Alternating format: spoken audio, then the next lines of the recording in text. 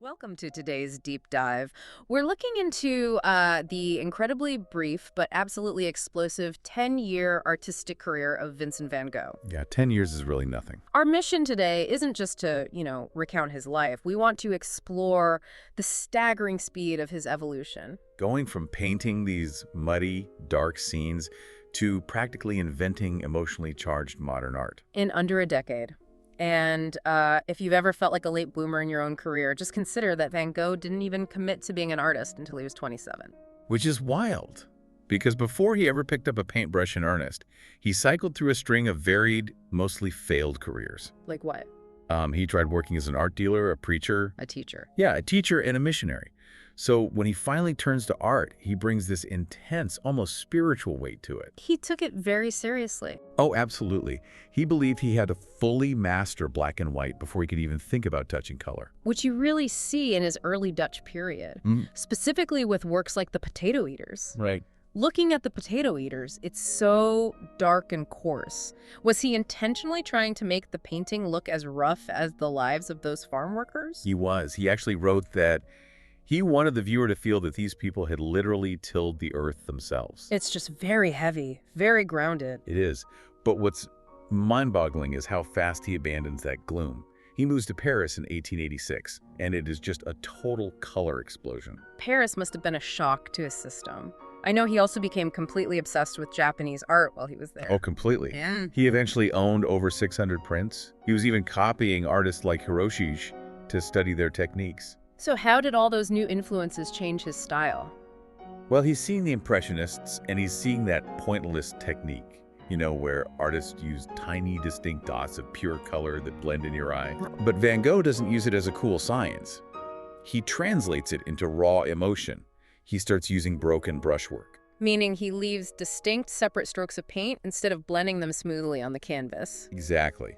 And he really masters complementary color contrasts, putting colors that are exact opposites on the color wheel right next to each other so they visually vibrate. Which perfectly sets the stage for his move to Arles in southern France. The sheer exhaustion of Paris kind of wears him out, so he heads south and rents the famous Yellow House. Yes, and this is where that color theory peaks. He paints his Sunflower series as a literal symphony in blue and yellow. Or take the Night Cafe. Yeah, where he uses harsh, clashing reds and greens to express what he called the terrible passions of humanity. And of course he invites Paul Gauguin down to join him. Which sounds like a dream team. But wasn't it basically a disaster? A legendary disaster. They had completely opposing views on art. Gauguin believed you should paint from memory and imagination. While Van Gogh was fiercely committed to painting from observation, finding the art ready-made in reality. Exactly. And that friction, combined with Van Gogh's rapidly declining mental health, leads to his tragic breakdown, where he severs part of his left ear. It's just tough to wrap your head around. Shortly after, he voluntarily commits himself to the Saint-Remy asylum. Which is where he paints the Starry Night. But wait, knowing his strict commitment to painting exactly what was in front of him, how did he pull off something so swirling and surreal from a hospital window? It's a brilliant fusion. He actually did observe Venus in the pre-dawn sky, accurately capturing it. Okay. But the rolling, nebulae-like sky and the Dutch-style church steeple, those were pulled directly from memory and imagination. Maybe Gauguin's influence lingering a bit. Probably. And he executes this using thick impasto. He's laying the paint on so thickly it physically stands out from the canvas like a sculpture. He completely abandoned photographic resemblance. Right, to ensure his works would look like apparitions to people a century later. Imagine producing your absolute masterpiece during your darkest, most isolated moment. It's incredible. But he didn't stay at the asylum forever. He eventually moves to Overs for his final 70 days. And the output there is almost terrifying. It really is. He averages more than a painting a day. 80 paintings in 70 days. Including the heavy, ominous wheat field with crows. Yes, and then tragically, at just 37 years old, he shoots himself in a wheat field. His dying words were simply, "The sadness will last forever." It's an incredibly heavy end, but it brings up a huge question for us. How do we even know all these granular details about his intentions, his color theories, and his inner turmoil? It's all thanks to the letters.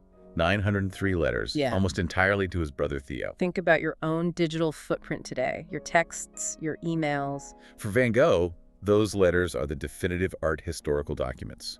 Without them, we have the paintings, but we lose the man. They're the key to everything. Now, to wrap up, we want to leave you with a final thought to mull over today. Right. While at the asylum, Van Gogh actually painted 21 copies of works by other artists. Specifically, Jean-François Millet. Right, but Van Gogh didn't see these as mere copies. He described them as translations, comparing his role to a musician interpreting a composer's score. That's a great way to put it. So if one of the most distinct visual artists in history viewed copying as a deeply creative act, how does that change how you view originality in art today?